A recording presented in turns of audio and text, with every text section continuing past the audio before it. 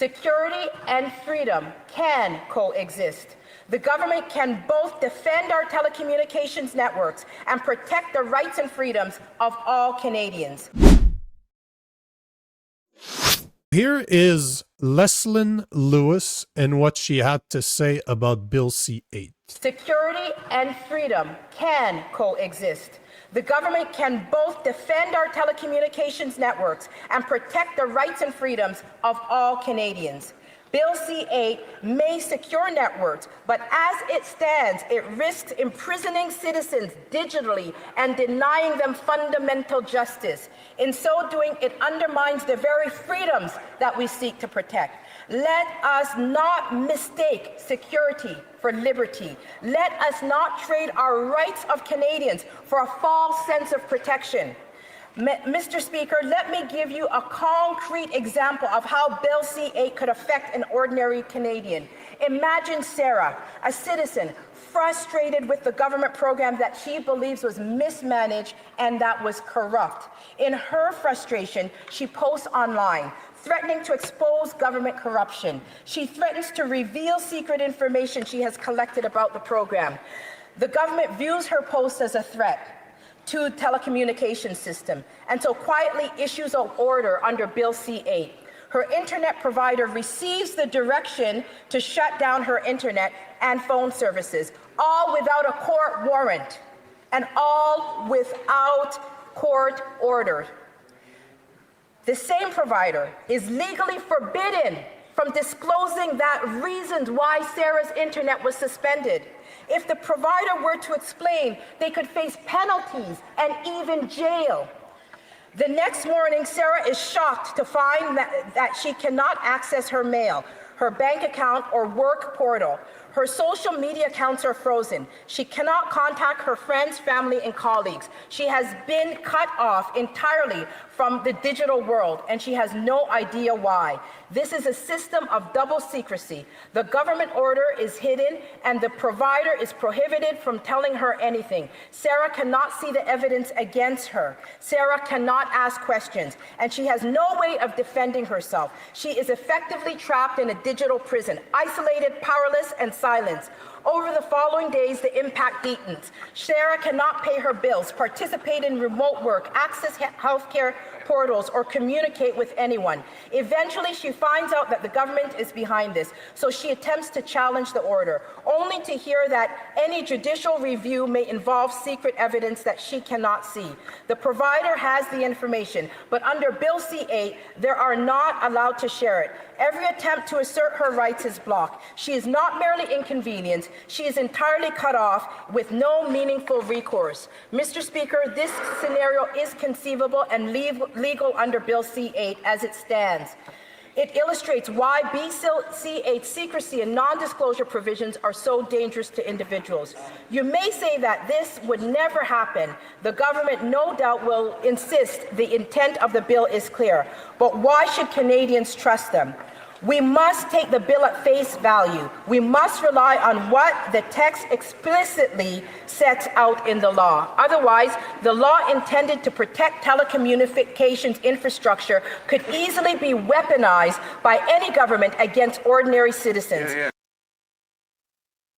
Yeah. And Prairie, you're saying it best. What the fuck? And your what the fuck is 100% accurate. This is exactly the power that they have under Bill C-8. If you want to have a deep dive into Bill C-8, we recorded a video, I believe it was last week, with John Carpe, and we broke it down. So I'm going to leave it. If you're not watching live, I'm going to drop it into the description of this video so that you guys can find it. But yeah, it is part of the bill itself. But what's interesting is it's not even the act itself that's a problem. So Bill C-8 as a whole is not that big of a problem. Yes, it's a bit of overreach, as in they're asking telecommunication companies to provide access to some of their telco room, to some of their servers, which, as a guy that comes from that world, I've heard of those demands like an RFP and request for proposal.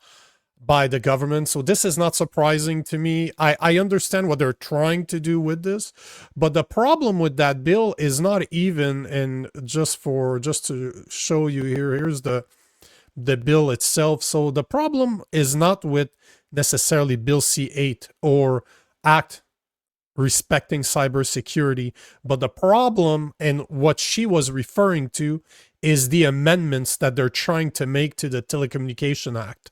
That is the problem. In that bill, the government would have the power, and we're talking the Minister of Industry, Mélanie Joly, on her reasonable doubts, she would be able to request the telecommunication companies like Bell, Rogers, TELUS to cut the internet to one of their users because they see them as a threat. And I'm telling you, go check out the deep dive that we did with John Carpe from the Justice Center for Constitutional Freedom. But this is absolutely accurate. What Leslyn Lewis was talking about is 100% true. It gives them the power to do that. But also, the person that's being censored would be under a non-disclosure agreement. So she would not be able to speak about it. So not only is there information that she wouldn't be able to receive, but as per the bill and as per what we learned with John Carpe, they wouldn't be allowed to speak about what's going on. So there literally be a gag order on the person that's being censored. And for the people out there that believes that, oh yeah, okay, it could be interpreted this way or blah, blah, blah, it's not interpretation. It is literally black on white that they have the power to do this. And the real question is, why would they want to have that power? I think we all know the answer to that. But don't tell me that you trust the government. Just remember what happened during the lockdowns. Remember what happened during the Freedom Convoy. They actually froze people's bank accounts. During the lockdowns, they prevented people from leaving their house. They weren't allowed to go at specific places like me that's unvaccinated. I couldn't go anywhere anymore. I could go to the grocery store and I could go to the pharmacy. That's it. I could not go anywhere else because I didn't have a passport. Can you imagine if they had that power back then, what they would have been able to do to people like me? Because I've been talking against this ever since COVID. I've been talking against the government and I've been talking about what they're doing and how wrong it is. Imagine if the government, the liberal government, 4 or 5 years ago would have had the power that Bill C-8 would give them. They would be able to see every cell phone that was in a specific area, let's say the Freedom Convoy, for example, and they would have been able to look at all the cell phones that were present, see who owns all of those cell phones, and ask their telecommunication companies, the Bell, Rogers, and TELUS of Canada, to cut their internet service because they were protesting. Basically, that's the type of power that Bill C-8 would give them. And to tell me that they would never do that, bullshit. They froze people's bank account during the Freedom Convoy. Tomorrow, we're going to learn what's happening with Chris Barber and Tamara Lynch. But to tell me that our government would never do that, bullshit.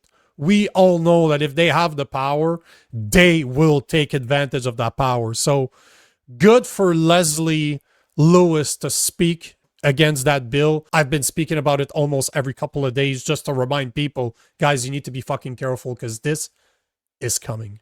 This is coming. What's happening in the UK could literally happen right here. But I think it's worse because right now, and guys, correct me if I'm wrong in the comment section, but I do not believe that there's a bill in the UK that would freeze your internet access, that would completely cut you off. You can get arrested.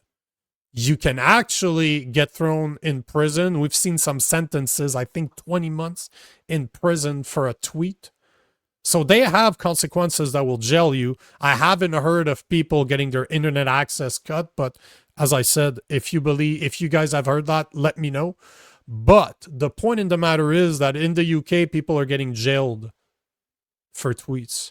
And we know that under Bill C-9 and the new Bill C-63, when it's retabled, so we know that they're planning on censoring us. They're spreading their censorship throughout different bills. They don't just have a one big brother fuck you bill. They're spreading this through 4 different bills. Bill C-2, Bill C-8, Bill C-9, and soon Bill C-63, that was, if you don't remember, it's the Online Arms Act. It was sold to people as in we're trying to protect children. So I'm happy to see people finally speaking about it.